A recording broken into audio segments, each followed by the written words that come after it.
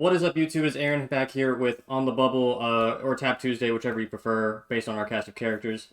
It is myself, we've got Rahan, Logan's out this week, and I brought in two special guests. Boys, introduce yourself as we do the World's Preview podcast. Bolin, go first. Oh, hi, sorry. I'm Burden Temnick. I've been to Worlds a couple times. I sort of got roped into this by Aaron last minute, so yeah, hopefully I have some good input for you regarding the World Championship that I've been to 3 times. Once for Master Duel as well. Yeah. Hi, I'm Hash. I've been to Worlds 0 times. I'm here because Aaron is fan. Yeah, and you were very knowledgeable. You helped some people prep for Master Worlds this year. You are a good friend of the Disciples, who I'm cool with, and also Paolo, who is a multi-time YCS champion and also going to Worlds, so I think you will have plenty of insight for us. Rohan, yeah. He technically is at Worlds right now. He is in Paris. I am in yes. Paris. This is true. I am in Paris. Yeah, Hash Can't wait to doesn't see talk the about pictures. how many Worlds he's actually been to, you know? He's a Yeah, supporting role. This may or may not be my second Worlds. Have I played in any? Don't ask that question. That's 2 more than I've attended at any capacity, so it's great.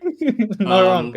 So, breakdown for today, we're going to do Master Duel rundown, format, teams, groups. Hash is going to be the expert on all that, so he'll give most of the information. Later on, we'll go into TCG, where myself, I've helped Aditya prep.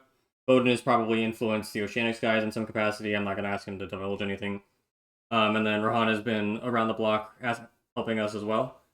So yeah, we've got people that have all been preparing the Worlds format. It is a little bit different. We're going to go over some of the differences. In TCG, World Master Duel is more the same as ladder. So yeah, let's get right into it. We'll start with, I guess, the players that qualified for Master Duel.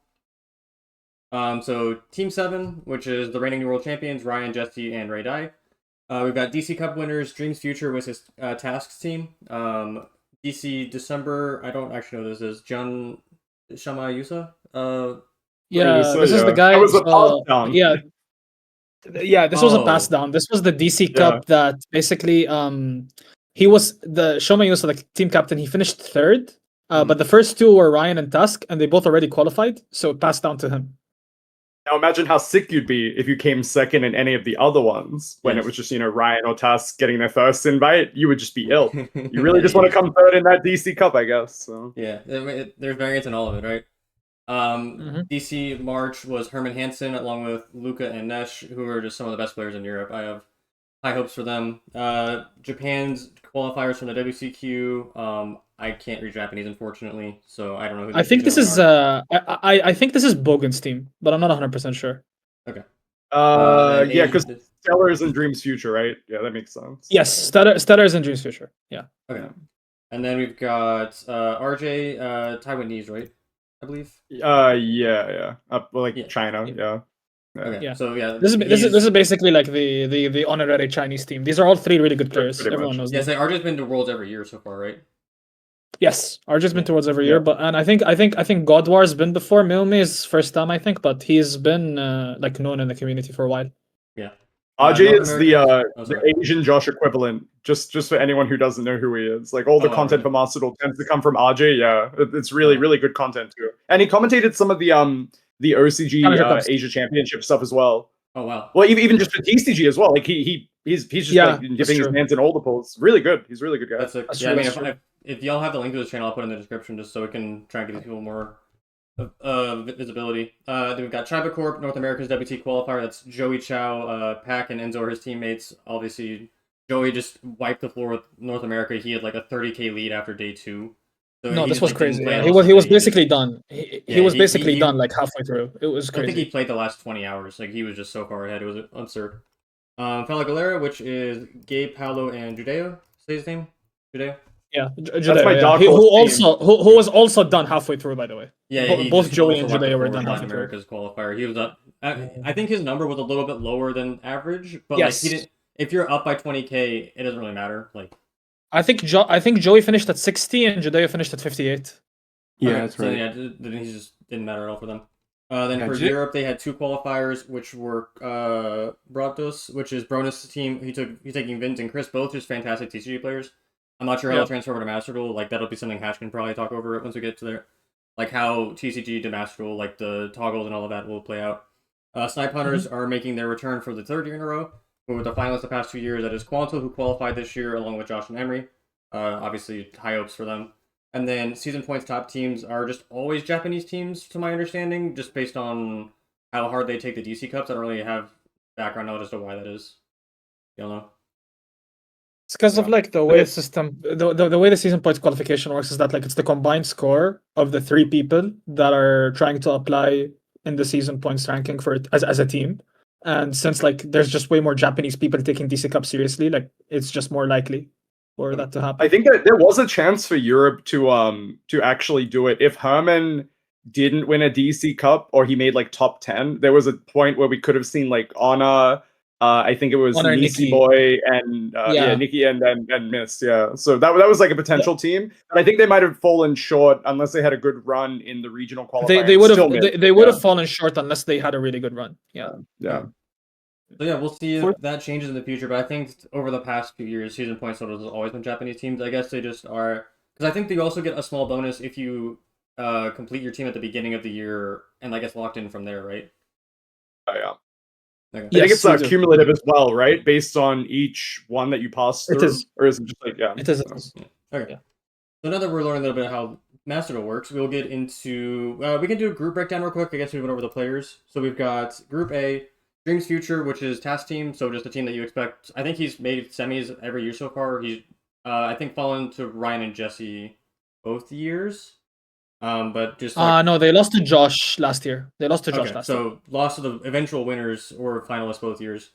But they're just one of the best teams. Like you expect, like those 3 teams that made the finals every year. There's semis every year. Like it's not like a lock. Obviously, this group is very difficult. As we'll keep going. So Snipe Hunters again, obviously reigning finalist and world champion the year before. Noble Gabagool. Which one? That is the team. That's the Sherma. The triple Brazilian team, that isn't the other Brazilian team. And then Alignments was the WC qualifier from Japan, if I remember correctly. Ragnarok is Herman's team, and then Chiba Corp is the North American WC qualifier. So these are, I know personally, 4 teams in here. I mean, it's a pretty, or 3. I guess 3. I don't know any of the Japanese teams, but like I know of the players. This is from the discussions that I've heard online. The group of just like what, like these, like if you exit this group, you earned it. Like this is just all very high quality players. Every year tends to have a group like this. We don't know how the seeding actually works. It's like a vague idea, but it always seems like there is a death group regardless. There's usually never split. There's usually a group that's like significantly harder on paper. Yeah. Even with 8 teams, we had that in 2023 as well. Like 2023 one was it was my team with Herman and Costas. We had Japan, Korea, and then we had Jesse's team. And then the other team was just like Josh, the Brazilians, and then the Victor Lee team. But yeah. Yeah, so that is Group A, and Group B is obviously everyone else. It is Team 7, the reigning world champions, Fala Galera, Soulform, and Mugiti, which are the season point holders. Brados, which is the other European WCQ qualifier, and then FCG, which is RG's team from Asia. So I'm not going to give any predictions. I have no knowledge on any of this to even like try to do that. I'm not going to ask anyone else to do it as well.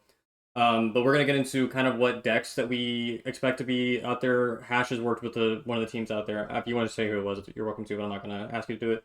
But we just have a rough idea. Why is this not?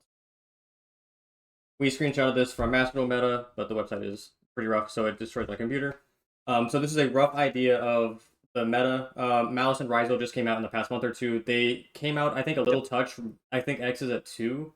So X is at 2, but Malice is basically like full power minus backup. So it has Link Decoder and it has Appaloosa as well. Yeah, which just makes it like even stronger. And then we've got 10 Time Memento. Paradise Smasher is already banned in Master Duel. That happened pretty quickly, if I remember. And then just a pile of just like decks that have been playable over the past whatever year or 2 in the TCG that people will recognize. Obviously, Tyr is a deck that we saw win the Worlds last year, and the year before. Back when it was like 2 years in a row, yeah. It's back-to-back World Champions. The deck is just very good. So Hash, give us a rundown what you kind of expect to see from a lot of the decks, the shared card pool, what you expect to be in that, and sure.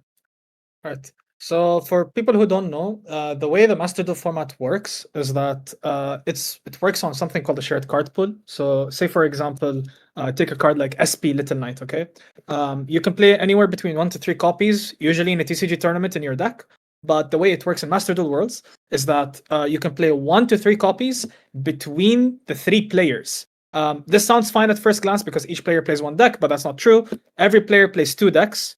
So it's a shared card pool between 6 different deck lists, including the limitations on your extra deck, except for 3 cards that each team gets to choose to share. Historically, I think every single team in the last 2 years shared Maxi, Ash Blossom, and there was some variety on the third. And honestly, probably expecting the same thing this year. More often than not, the third shared card ended up being Call by the Grave, both last year and the year before. But it makes the format a bit more interesting because, yes, Malice and Ryzeal are tier 1. I think everyone agrees that they are by far the 2 best decks in the format. But you see these trending decks in the screenshot, they're not actually irrelevant because you have to bring 6 decks. So at some point, you have to go through the trenches and find options that actually work.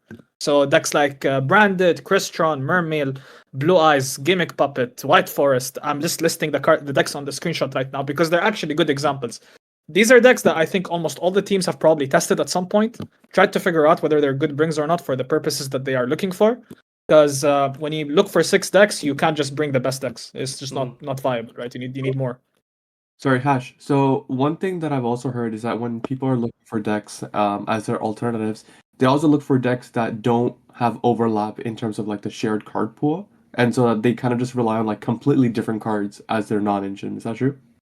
Yeah, so historically, it's been like this is something that happened last year a lot. There was always one guy in one of their decks in the team would be something like Branded or Tier, because Branded and Tier get to be grass decks, so they take cards that no other deck usually needs, like Thrust, Grass. Say you play like a big Horus package, Rainbow Bridge, stuff like that. And in the case of Branded, you get to play every single board breaker in the game, which is usually not something that would be played in the top decks, because the top decks usually in Master Duel format tend to like deviate towards hand traps because of Maxi existing. But yeah, it's a factor for Worlds. Like you try to look for decks that have cards that aren't hungry for other decks, if that makes sense. Yeah.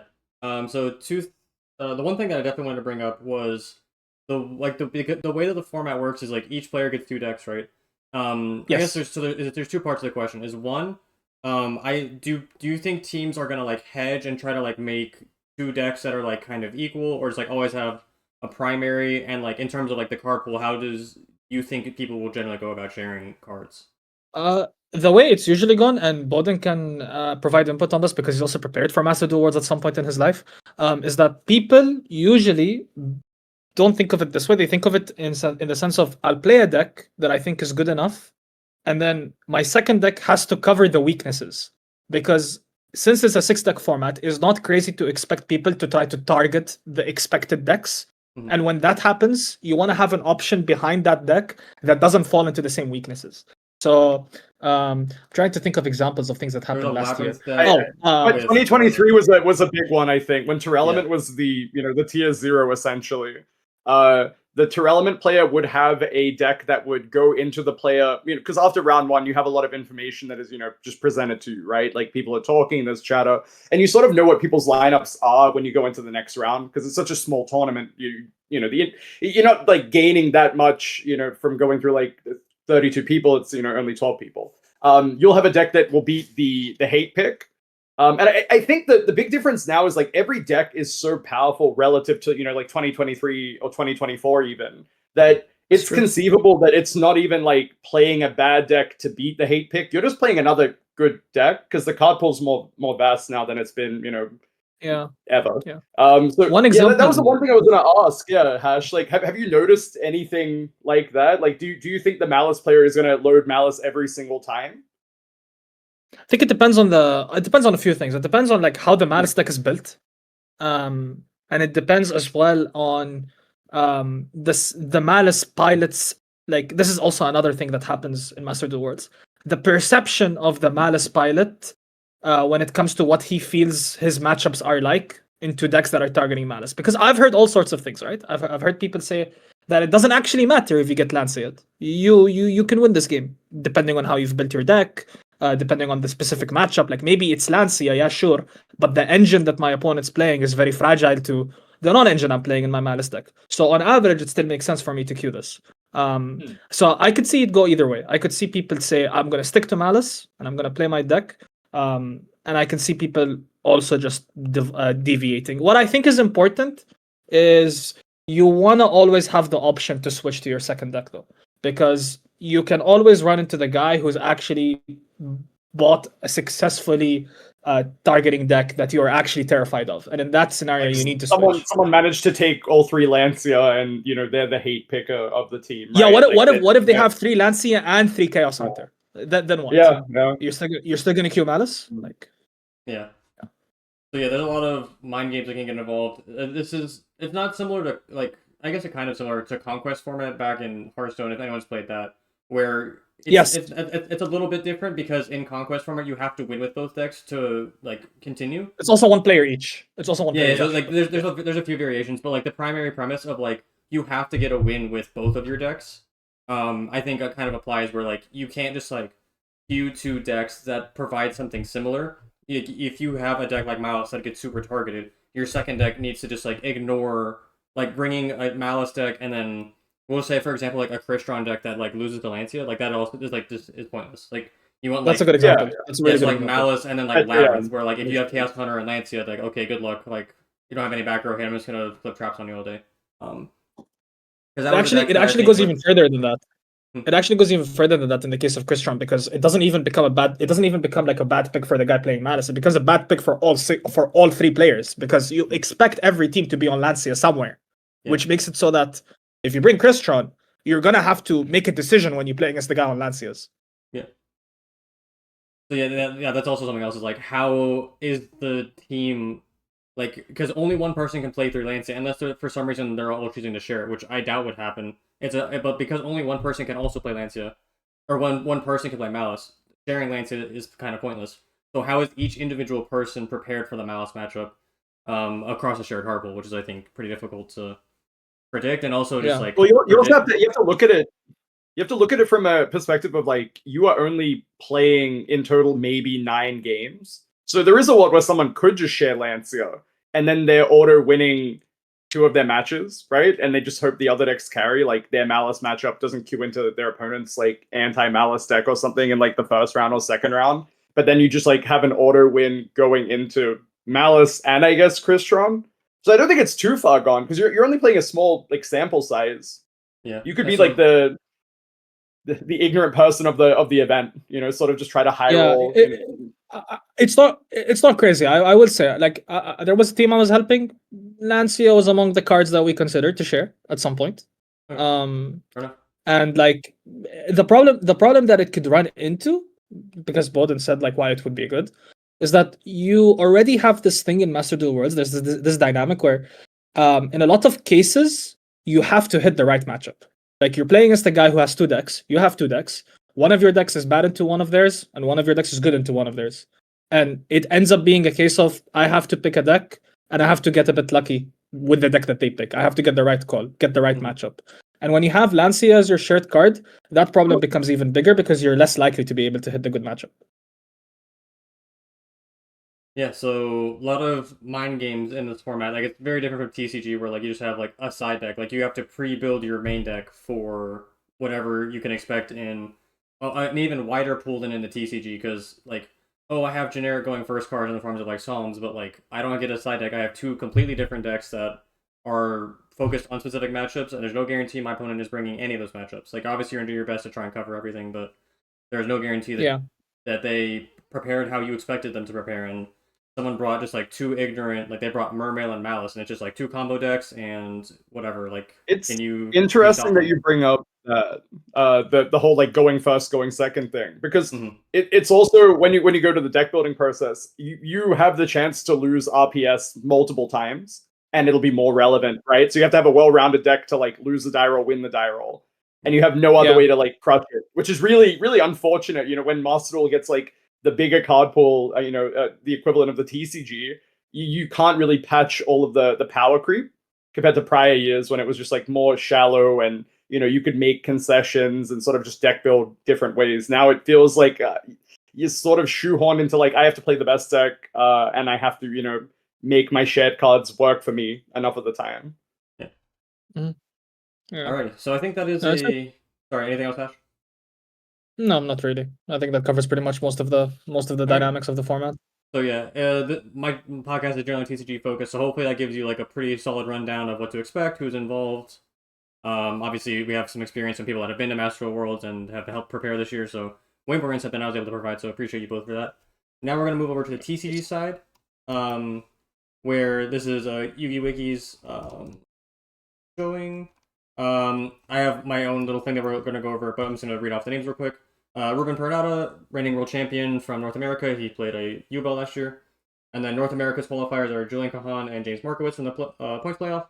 And then we've got Willie Flores, Aditya Azaz, and Charlie Futch from... He was 5th place, got passed down because Julian Arroyo qualified from the points playoff. Yep. Central America, we've got Gerald South and Alexander Molina. South America, Sebastian Serna and Felipe. So each of them are one from points playoff and one from WCQ. Europe, we've got Unidix, Mathis Magani. I'm horrible at Mayane, I think. Not sure. Okay.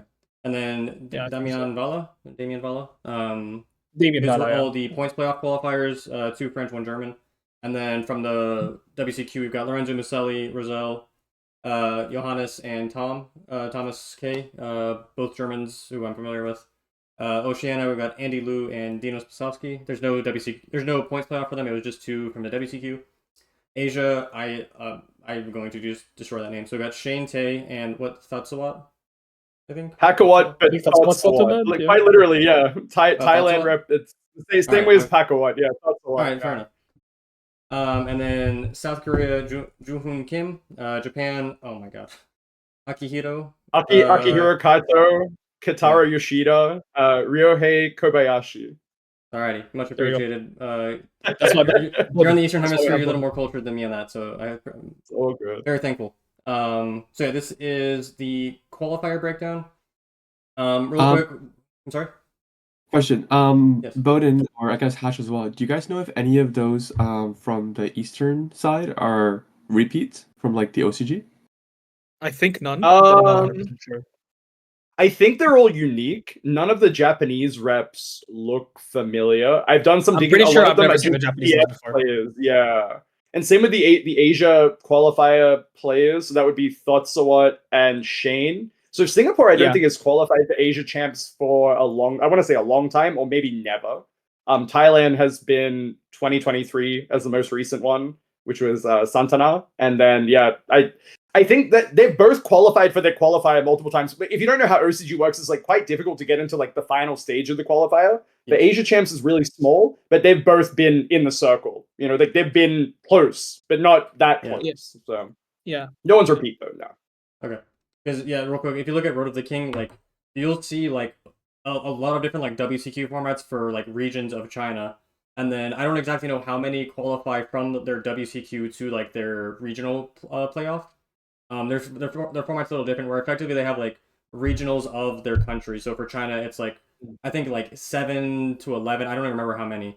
And then however many from each individual qualifier go to an even smaller tournament. I think it's like 60 in total, maybe even less. And then the winner of that will qualify for Worlds from that tournament. Mm-hmm.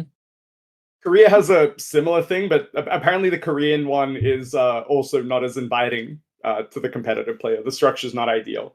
But that's just from Korean representatives that I talked to in prior years.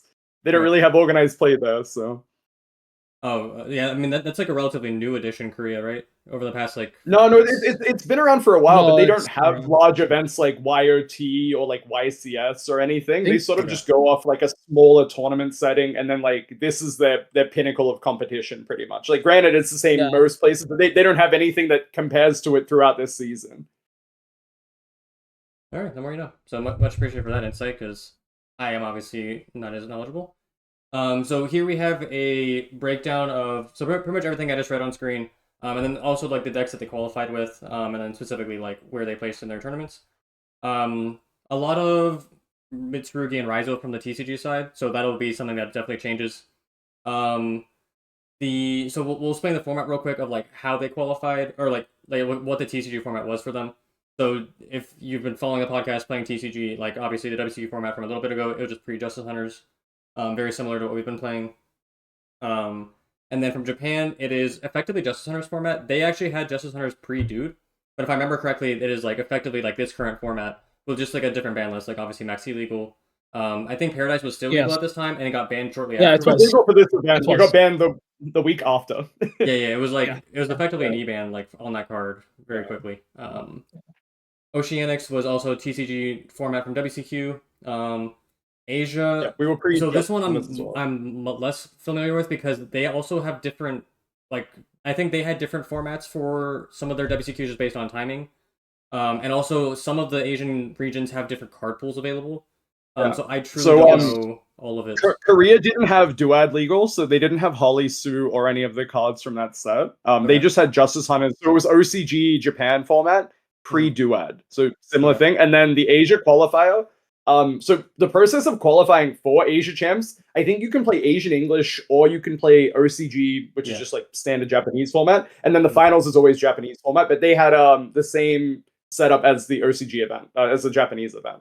Okay, so also post-Duad and Justice Hunters? Yep. Okay.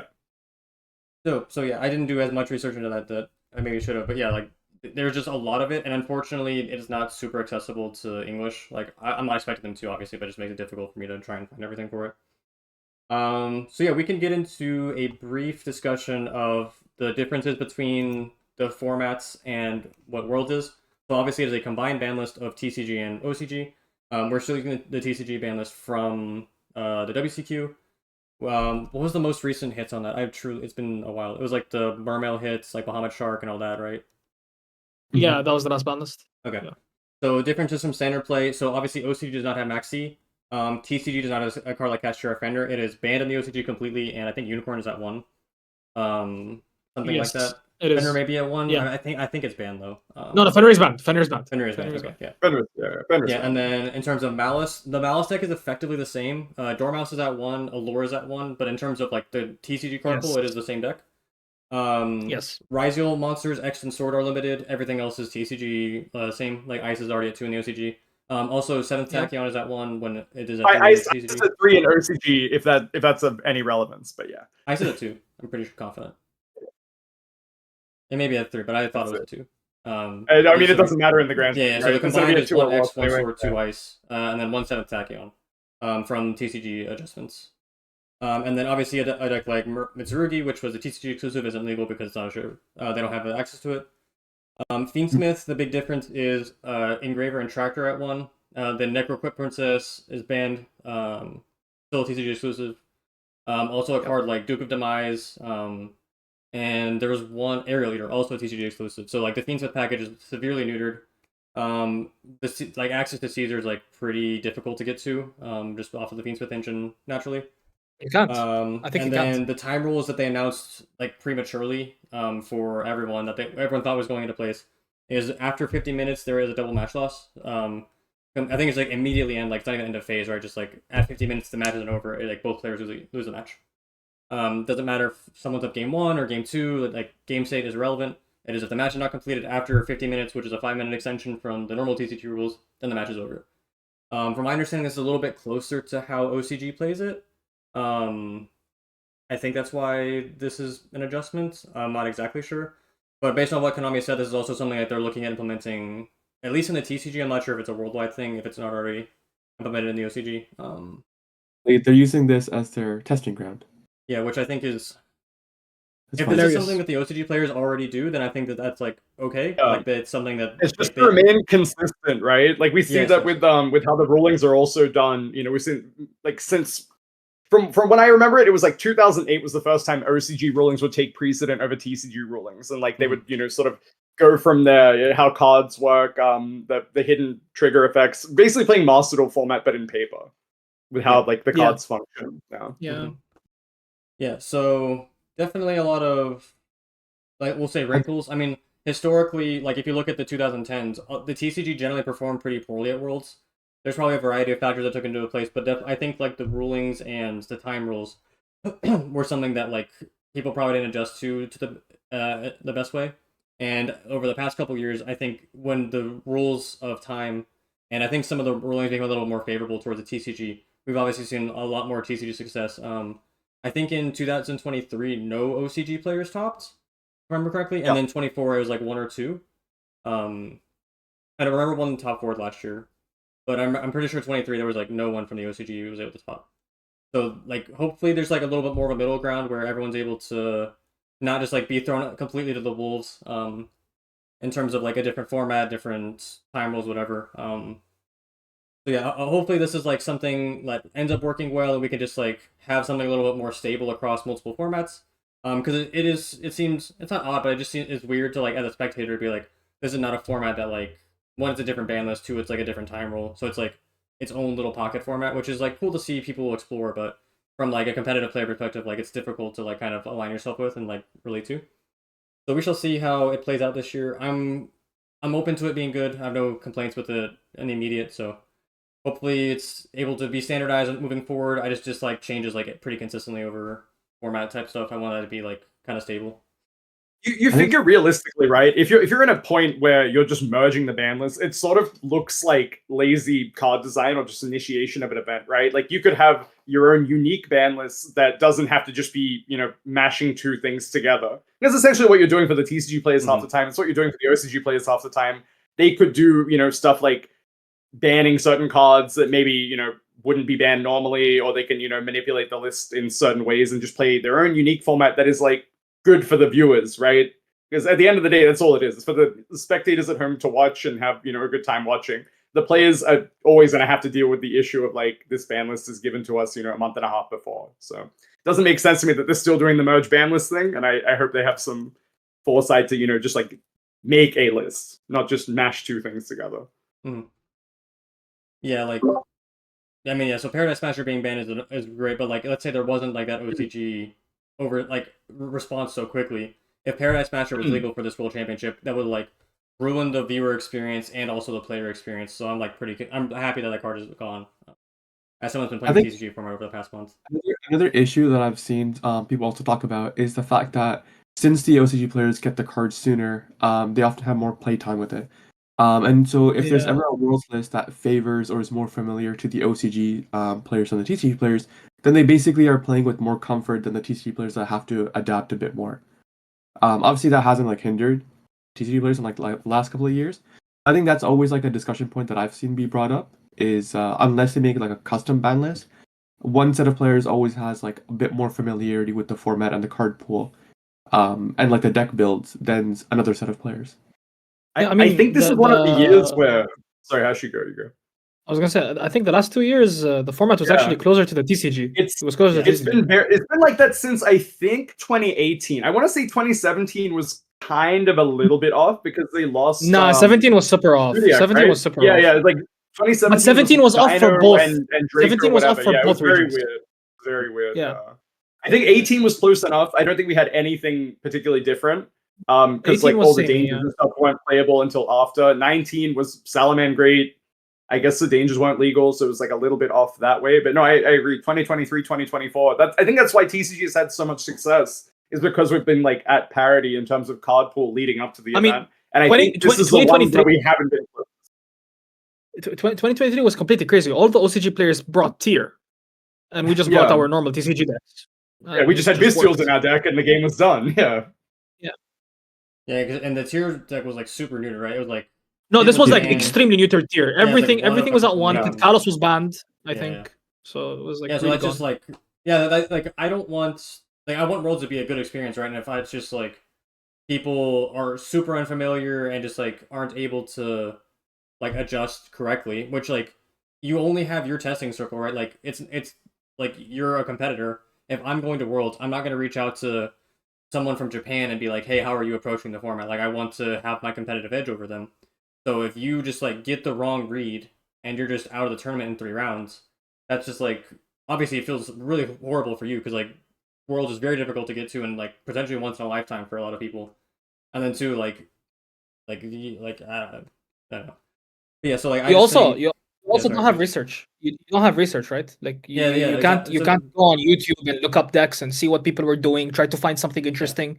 Like you don't have that hive mind. You don't have that. I think I the don't know. extent of it is in recent years they've been doing a lot more of the content creator like world's banlist tournaments, and they'll run it on like DB, and they'll have some prizing or something. I think those are really good, and I think like the independent, like you'll run a case tournament locally, and it'll be under the world's ban list like a month or two before, and there's also it's like you said, Hash, without the hive mind, without the amount of games that get played on DB for a current format, like length, is just not even close to what you would do for the world's format length. So like just getting information where you can and running these tournaments. Granted, they might not be the strongest players. You might find something that you didn't even think of, that just crept through the event.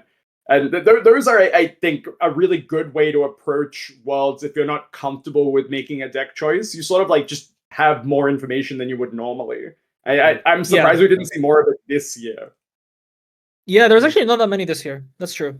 Yeah, DVG said he, I think, got to it a little bit late. The one thing I will say is like this year specifically, obviously Justice Hunters is new to the TCG, but like Road of the King has been very accessible for us. Like we had a pretty good idea of what was coming. So obviously we've had less time in terms of like playing time with these decks. OCG players will be at a pretty big advantage in terms of like just having cards in hand for longer. But in terms of like how to build your deck, like Road of the King has been very beneficial for a lot of us that have been like just trying to like learn about the format. And we initially were thinking it was pre-Justice Hunters, which would have been just like a completely like pocket format. Like no one would have played anything similar to that before, where the ban lists were combined and decks like Mermail and White Forest would have been like probably some of the better options. But now we're in Justice Hunters format, obviously. We'll get into a little bit of that. Where like we have Road of the King, which is available, Paradise Smasher is limited, and a lot of the additional like combined hits are not something that like affects it too much. Obviously, Mouse is a little neutered. Ryzo like was an option early on, but like it's definitely a little bit weaker. Yeah, we will. You don't have thoughts before you start talking about the actual format itself. I can't believe they neutered Dino by not giving us a pocket format where White Forest was the best deck. Yeah, especially when you look at the reps that qualified too. Like you have a good chunk, well, not a good chunk of Malice, but you have Malice, Gem Knight, Orcus Mitsu, Mitsu, Orcus Mitsu, whatever, and then like Gem Knight. It feels like you're immediately just throwing those guys to the side. You know, not to say that they're one tricks or anything. Maybe they can adapt quite well, but it doesn't feel good when your deck is just completely thrown out of the format. At least the Malice people can cope and still play Malice to some extent. Yeah, I mean, even the guys who qualified with Vanquish Soul, they qualified with Vanquish Soul when they had like a bunch of good matchups. Everything. They had also a bunch of good matchups. They don't have a bunch of good matchups anymore. That's just not the case. Like, I mean, you've got Draco Tail, obviously, but also when the format's a little more, it's like, well, it's like it's just diverse in a different way. Like before, it was diverse, but you could like play Bestials and check a lot of matchups, and now it's just like kind of back to I don't think of what format it was. There was like a pretty diverse format. It may have been what was it? The like Race Unchained early format. It was a pretty diverse format, and there were a lot of like you couldn't really main deck for a deck or side deck for enough decks. So that this one I think is a little bit more condensed than that, but at the same time, all of the decks that are in the format are pretty different in terms of how you would like to approach them. yes. So we can get into that, I guess, since we're here. So the Justice Hunters decks are obviously all very strong, all untouched, except for like random extra deck stuff and like maybe some Draco Tail sub engines. Like Magistus is not legal in TCG, so if you're an OCG player that's been playing that, that is not an option for you. So obviously Canine There's also none of the dude cards, right? None of the dude cards. Yeah. Yes. Wait. Oh, dude, no, nothing's legal for dude. No. Yes, dude is in end of Like September. no Marsh, and I forgot the name of the new Canine. Well, they don't even have battles legal for Worlds, so it's like that's way too far ahead of the future, right? So I guess we can go over what's hit from like the decks that are qualified with. So Gem Knight illegal, Orcus illegal. I think those are the two primary ones from this list. I mean, anything with Mitsu is illegal. Yeah, Mitsurugi is obviously illegal. Ryzel Heraldic, neuter just in terms of consistency. It's like way less. Like Tachyon not even an option for you. It's at one. So obviously Tachyon 3 Ascension, but it's definitely just like a lower count. And then so Mitsurugi as well, TCG exclusive, format defining, and then Fiendsmith as well. If any of these decks play Fiendsmith, like the engine is not, it's not like dead, but like you're at best getting a Desiree out of it. which is definitely a lower ceiling compared to something like a Caesar, which protects an end board, which can just like expand indefinitely. Desert is not the reason you play Fiends with cards, right? Like that's just not the reason you play it. So Yeah. Sometimes, but yeah. Yeah, I mean, like obviously in a lot of these decks, they're playing one engraver. Yeah. Yeah. When you have one engraver, it's definitely a lower ceiling. So the 3 decks from Justice Hunters, K9, Vanquish Soul, Draco Tail, and Yummy, all just pretty obvious, clear-cut good decks. Because they're all untouched, they're all pretty high power level. Somewhat of a triangle in terms of like what counters what. And then we've got additional decks. So like the TCG format is like pretty comparable to it currently. Obviously, there's a card like Paradise Master Legal, but in terms of like the relevant card pool, like if you looked at TCG, like you would take away a few cards compared to the OCG, where like a card like Maxi is completely different. I'm not completely aware of like what their ban list was at the time, but the formats look like relatively close. So there's that. There's obviously the Chris Strong K9 deck, which Kim Joo Hoon won Korea with, and I didn't know this, but Holy Suit wasn't legal, so that obviously just like probably the best K9 deck for that tournament. And obviously I think your Yummy matchup is like a little bit better just because you end on more like actual hard negates into the Yummy matchup, so definitely makes it a little bit stronger. And then the Malice deck, which is still a little neuter. It's like neutered slightly. Consistency is a little bit lower because of one Dormouse. But still like I think a very viable deck. Competitive in that regard. I think there's nothing else in terms of. There's probably like some fringe decks like the White Forest deck isn't touched, so like that deck's viable. Decks that I've heard discussed: Lunalight, Mermail. I think that those are the main ones. Like the top like Justice Hunters decks are I think gonna be like the, as Jesse likes to describe them, like the format drivers or driving forces of the format. yeah. What are your thoughts on what you have seen and discussed? No, it's pretty spot on. I think when you get into an event like this as well, I tend to look more at the tournament structure, how many rounds there are, how many people there are, and what my record can be to get into Top Cut. Because really, like, that's what you're aiming for, right? And you can do 4-3, and it's a 1 in 5 or something without people getting double losses in certain spots, and that's like pretty crazy. I think Paulie won on 4-3 or something like that. Yeah, he did. Yeah. So that's a big thing. Like you can afford a loss to like a matchup difference, which is something that I noted in testing of like, can you cover everything? No, but also like, is everyone going to play everything? Like that's another sort of issue you have to take in the deck building process. So yeah, like I don't think anything's too glaring. I think the big ones are like the rogue strategies like Mermail, White Forest, Lunalight, and even Malice to an extent, where you just like pose the question, do I focus on these in any shape or form? Because there's not a lot of overlap. And I think that's the biggest thing. There's no overlap into the rogue decks that are still pretty strong, and those kind of perform better in a smaller tournament setting. Like you can just be the high rolling Mermail, Lunalight, White Forest, whatever combo player, and then just like cruise into Top Cut. That's like the only thing that really stands out as like not ideal. But no, I think you're spot on with the other 3 decks. I think it's just close enough to TCG and they're strong enough. And they all have, the powerful tools still without any direct hits compared to, decks like Malice or Ryziel or whatever. So yeah.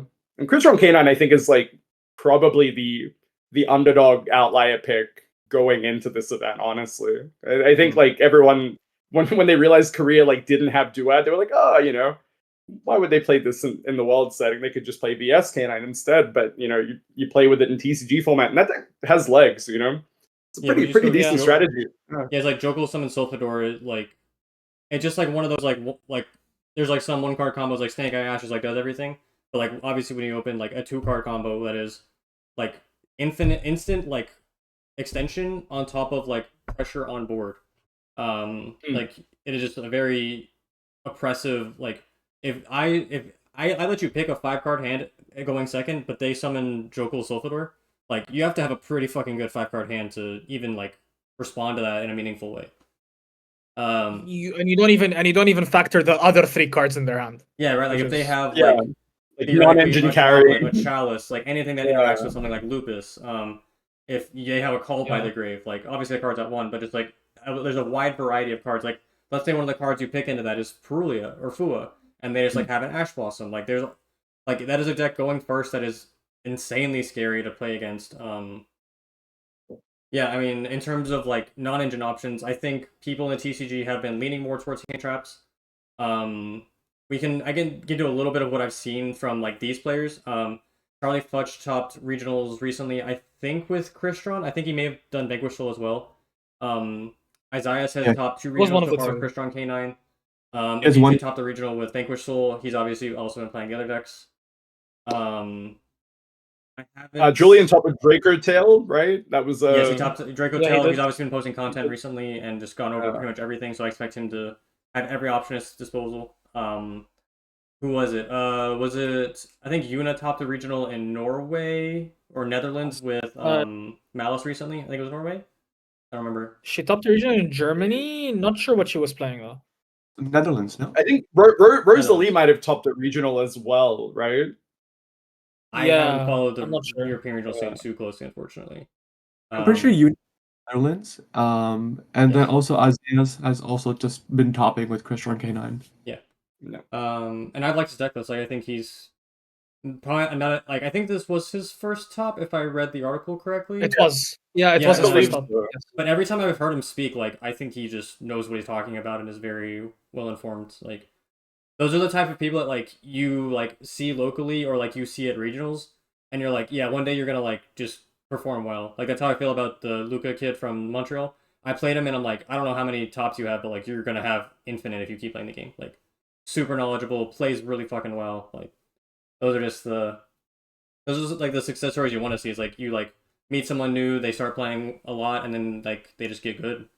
And obviously it takes time to like break through it, the barrier mentally, and just like continue traveling to events. But that's the like once Like, they're there, what like better they event? get known. What better event to get your first top, right? Get your world qualification on your first top, and Yeah, just ride the momentum from Yeah. there. Yeah. yeah, like yeah, I Yeah. think like whenever you like, especially like when you're up and coming into the game, like the mental stress you put on yourself of like I want to top, like people keep telling me I can top, okay, like, but then like you may get in that position, you get scared, whatever.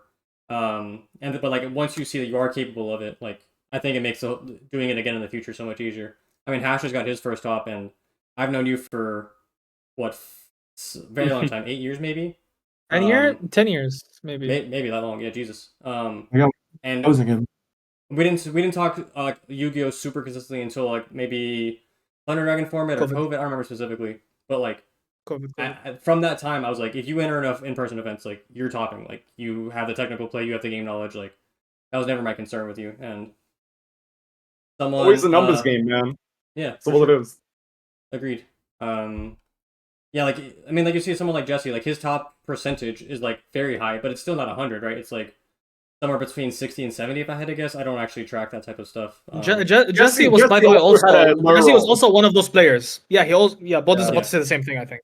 Yeah, he just went X2. Like, he bubbled a bunch. I think it was like even when he had a win, Jesse had a string from like end of 2017 Yes. through 2018 where he Yes. would just like keep missing. He only really came back during Thunder Dragon, basically. Yeah. I mean, Pac had, I think he's had like a string or two like that. Obviously, he came in Yeah. during, I think, 2021. But like being good doesn't stop you from just like not topping at X2, or just like having a bad string of tournaments where maybe you make a slightly imperfect deck decision or you get unlucky on the bubble. Like all that stuff just happens to everyone. Yeah, topping is hard, man. It's not easy. Yeah, 100%. But like It's just like, it's just a downswing, right? It's the same premise as like any other game. Like you cannot have a win rate higher than 70-80% unless you're a robot. Not everyone is. Even Jesse will tell you he doesn't have a 100% win rate. It's that the opponent sits across from you and then just like, oh man, I have to verse you. It's like they're only human.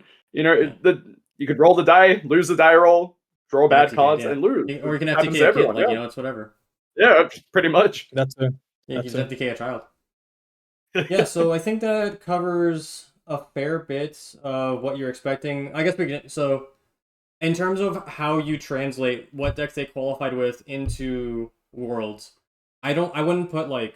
I think if you play Vanquish Soul or Malice, like the K9 Crystron, especially the OCG duelist, like they've been playing this format for close to 6 months at this point, if not longer. So like around if they have 5, a comfort, yeah. So yeah, if they have like a comfort pick, like if the gentleman that Kato won the JPC with Yummy, it wouldn't surprise me for him to just like bring Yummy to Worlds. I wouldn't say like it's an automatic just like 1-to-1 translation, But I think in a small tournament where every round matters, and especially if you're like, oh, there's a rogue deck that could cost me a round, just like knowing how to play your deck perfectly, I think could matter way more than like playing a deck that was like maybe 1 or 2% higher win rate. Especially once you get the top cut where like every round matters. You're playing 3 rounds to be world champion. Like I just want to make sure that I am as comfortable as possible with the situation. And because the deck is the format is already transferable to a reasonable amount, I would just kind of stick to what I'm comfortable with personally. Obviously, like they I may. think the only person that would change is maybe thoughts or what, but I think you're spot on with everyone else. Like, why change now? You're playing almost an identical format, but obviously the one Malice player from OCG has to jump through some hoops to make his deck a little bit better. You know, Yeah, not to say it isn't well positioned. It's awkward. Because I think they had Link Decoder and Appaloosa still. I think OCG still has both of those.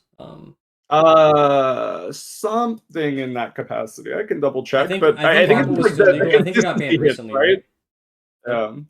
Yeah, so I think it's just it was. I think their hit was just Dormouse to 1, maybe the Allure to 1 as well. But in terms of like extra deck availability, I think everything was just like even stronger over there. Yeah. So yeah, like that's a pretty big noticeable loss in terms of card availability for Malice if you were playing it back in that format. Yeah, obviously the Canine Crestron deck I think is getting explored a little bit more in the TCG. I saw a little bit in China and obviously in Korea. I think that deck is very potent. Isaiah has obviously proven that it's viable in TCG. I think Paradise Smasher is definitely a relevant factor for that deck in TCG format. But like I still think you get a pretty strong end board of like Infinity, Cluster, Gustaros into Dawn Dragster, obviously whatever non-engine you're playing, and then obviously cards like Azuna, which can either Nash Knight or Valon or Vamana. Like there's just a lot of available options for you in terms of an end board that can also be pretty layered. And then for Yummy, everything's full powered. Herald's still legal. Obviously because the format's a little bit condensed. So in TCG, Mitsurugi is still legal. So you don't have to side for that deck like a card like Drone Lock Bird, which I've seen in and out of side decks. It could potentially like not be played if you view it as not strong into the Vanquish World matchup, because you can be like, okay, I'll play Perulia, or I can play Book of Eclipse. So I'm gonna try and play a Breaker engine into it. So we shall see what everyone shows up with. I am very interested. Obviously, I'm invested in my friend's success. Something to note real quick is there's like random consistency hits that we've sort of seen in people in TCG have started playing. Like Pot of Extrav is at 2 in OCG, compared to 3 in TCG. So like you're sort of losing that option of like if you didn't play the heavier canine package leading up to it, like maybe you played Vancouver and you played the deck with Extrav, Prosperity, whatever. Like maybe that's a learning curve you have to have on top. Not like as major, because like you're still learning the deck as you go, and you would have known that you've qualified for Worlds before you could even fathom putting Extrav in your Canine VS deck. But I think it's kind of more relevant than we're giving it credit for. Yeah. No, I mean so same with like Extrav that 2, Props to that 1. Sorry, continue. Yeah. Even like Small World has a hit. I'm pretty sure, right? I don't. Or is it just Tachyon? I think it's Tachyon. I think it's just Tachyon. So my Nationals deck is still legal. Yeah, it is. World and not it is. Unfortunately, Protos is less of a win con as it was back in WCQ. Alrighty, Hash, any final thoughts on Master Duel TCG? What are you looking forward to? It's a spectator event this year, so you're going to be there. I know a lot of my European friends are going to go and support, show out. Like I have a lot of friends in the Master Duel world, so I'm really looking forward to that. Yeah. No, I'm really excited. I think like TCG Worlds is also pretty interesting, I think, but for me, Master Duel is definitely the one that I'm more excited to watch. One, because I'm more invested, obviously, but also two, because I think, like, again, inherently, you have to bring 6 decks. There's going to be some crazy stuff. You can't really avoid that. Yeah, I think the format is conducive to, like, way more just, like, interesting things that can pop up. Especially if you're, like a more casual viewer of something like Master Duel. If someone rocks up with just, like, Labyrinth is a deck that I've seen pulled up in the past as like a counter deck. Like if that's like one of your favorite decks, it's cool. Obviously like there's like the strong decks like Memento and obviously Mouse and Rizio, but like you're way more likely to see like a Labyrinth. If you're a tier fan, like that deck may show up. If you like Branded, that deck is almost guaranteed to show up.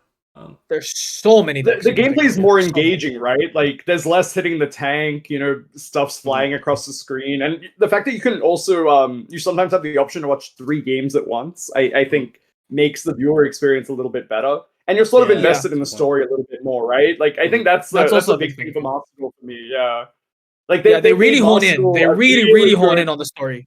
Yeah. It's nice. I like it. I enjoy it a lot. They really just. Granted, I think it's not ideal that they're not focusing on players, but focusing on teams. You know what? That's the next best thing. Agreed. Build real up a quick- team like Snackdown as Team 7. So Yeah. So really quick, I wanted to actually get Hash to explain. Like, you obviously have done a bit of both in terms of TCG and Master Duel. So if you're a TCG player that would like transition to Master Duel, like what are the things that are going to be most relevant? Because we have some players like Gabe, Christian Thomas, even someone like Paolo, who have like maybe done some WCQs or DC Cups, but like now that they're like locking in for Worlds, like what are some things that you think they have to like be hyper aware of in that new environment? All right, so it's interesting. It's a good question. Playing Master Duel and playing Worlds is in Master Duel are actually 2 very different things, and the answer changes a lot depending on that. Because if you're looking to play Master Duel on like a full-time basis, and you're trying to qualify to Worlds through Duelist Cup, or if you're trying to just play a lot of ladder, get high status, high rank, whatever, then there's a big difference. You have to play the game very differently. Your deck lists look very different from TCG. The theory sometimes is mismatched. Everyone mentions this. Maxi exists. That changes a lot of the decision making when it comes to the game. The kinds of cards that you have to play are cards that you would sometimes not play in the TCG. For example, I think like a good example of this is Quantal qualified through the last Duelist Cup, which was the World Regional Qualifier with Mermaid. And you ask Quantal what was the best card in your deck, he would say Typhon. You ask any TCG player what the best Mermaid card is, no one would say Typhon. And that's purely a Master Duel thing, because you win games you're not supposed to win. right? The Millennium cards were a Master Duel only thing for a long time. But to be fair, the Millennium cards would have been good in the TCG the same time Detonator if legal. Yes, if Detonator wasn't legal. Yeah. Like I think that's, but that's also a good example. So when it comes to like playing Master Duel full time, I think it's a very different experience. When you're trying to prepare for the World Championship, I think there's a little bit more parallels because it's very theory heavy. So is the TCG. The preparation process is very based on theory. But at the same time, you have to learn how to use your toggles properly. You have to learn how to play against the decks in their Master Duel form, which is quite different. Like, if you look at the way Pure Ryzia is being built in Master Duel, it was never like that in TCG, ever. And it does make a difference. Something I could easily point to. Majority of Ryzia players did not play Plasma Hole in the TCG. They do in Master Duel. And the way you have to play going second into the deck when they have Plasma Hole is extremely different. It's not the same. Same thing with Malice. This one is a bit more of a lost cause because the deck's just so much more powerful, but you have to deal with an iteration of Malice that has Appaloosa. You're a TCG player who did not have to deal with that for 6 months, and suddenly you do. That changes a lot of things. But it's a bit closer. But either way, there's still a lot that you have to like bridge over the gap for. Yeah, and then also there's like, I guess in addition to that, there's like a small difference in terms of ping, right? Where in playing in person, I think you like the toggle feature is like pretty seamless. When online, like your latency can affect how whether or not people can tell if you're like toggling or not. Yeah. Words is played on LAN, I think, so it's a bit better. Yeah. So you don't get the forbidden Nibiru. Yeah, the Nibiru toggle is the last one. Yeah. Like, yeah, because I think, I don't know who it was. I think maybe I've heard Ryan say this, but like, he's like, online I can always tell when someone has Nibiru just based on like ping, I assume. Even if they're toggled off, something still triggers. Yeah, there's just like a millisecond of just like, there could be something here and the game has to recognize it. You can even tell at the start of the game if there's any quick effects, depending on how fast the phases move. Oh. That was the thing in Duel Links too, to be fair. It was just like you would set up a toggle in a specific spot with a card like MST, and then you'd be able to tell if your opponent had any quick effect at all. And it was a very weird niche scenario that I think translated pretty well into Master Duel, to be honest. Yeah. So, something that Ryan was doing last year at Worlds, he opens his Fire King hand, he has Bonfire, he sets it first, and then that is a Duel Links play. It's very funny. Yeah. I mean, just so it's like, I guess it like just shows that there's a quick effect available. Yeah. But they're little things that add up, right? Like that's the main thing. That is if you're how playing you against good people, that is the difference yeah. between good players and just the best, and that's why I consider Ryan one of the best. It's like he optimized for every little thing, and that's what you get off of grinding every DC Cup for fun. Like he's just that good at the game. You have to find edges somewhere, otherwise you're just flipping coins, right? Yeah, there's also a big difference between like playing DC Cups for fun and gaining knowledge from the process, which is what he plays the DC Cups to get better and to obviously like I assume have fun with his friends, like but in the entire process of doing that, he is also learning how to get better at the game and not just like mindlessly grinding like some people like me when I'm playing those cups. I'm not like how do I transfer this into future knowledge, just like how do I win in the moment, and he's just doing both at a very high level. There was a Synchro Cup a few weeks ago, and it's irrelevant. There is no reason to play it. All the Master Duel grinders still played it. They still did. That's just how they. Task got 100k points in that. Was the first time ever in a cup, right?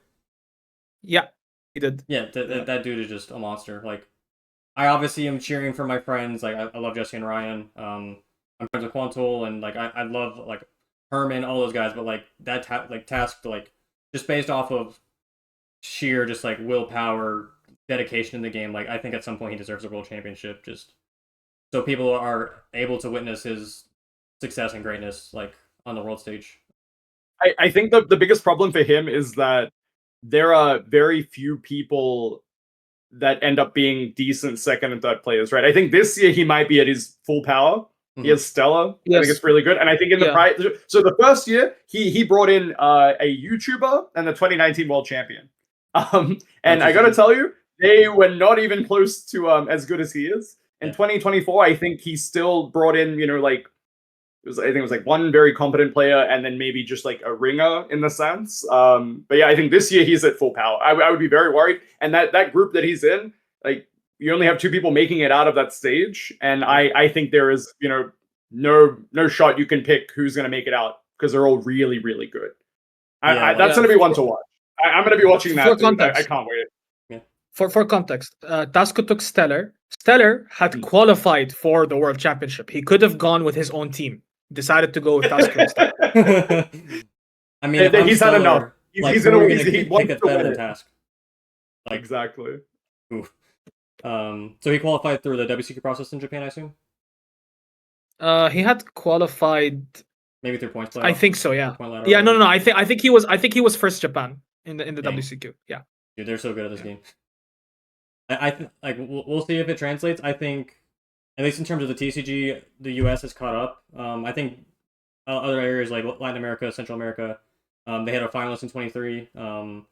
Europe obviously has historically had very good success.